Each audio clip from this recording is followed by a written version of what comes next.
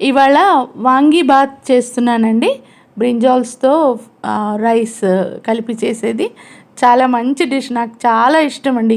నేను కాలేజ్లో ఉన్నప్పుడు ఒక కన్నడ అమ్మాయి తీసుకొని వచ్చేదనమాట లంచ్కి అప్పుడప్పుడు. చాలా నచ్చింది నాకు అది. ఈసారి మీకు చేసి చూపిద్దామని ఇలా చూపిస్తున్నాను. పప్పులన్నీ పొడి చేసి పెట్టుకోవాలి. రైస్ ముందుగానే వండి చల్లార్చి పెట్టుకోవాలన్నమాట. తర్వాత తాలింపులో ఇవన్నీ వేసాను చూసారు కదా. వంకాయలు స్క్వేర్గా ముక్కలు కోసుకోవాలన్నమాట. మరీ వంకాయలు మెత్తగా ఉడకనియద్దు. అలా ఇలా ఉండాలి స్క్వేర్గా. తర్వాత కొద్దిగా చింతపండు రసం, కొద్దిగా బెల్లం కూడా వేసాను, నేను చూపించలేదు. తర్వాత మిక్సీలో వేసిన పౌడర్ అంతా వేసి కలిపేసి రైస్, ఈ వంకాయ తాలింపు మొత్తం కలిపేయాలన్నమాట. అసలు పులిహోర కన్నా టేస్ట్ ఉంటుందండి. ఒకసారి తప్పక ట్రై చేయండి. వాంగీబాత్. బాయ్ అండి.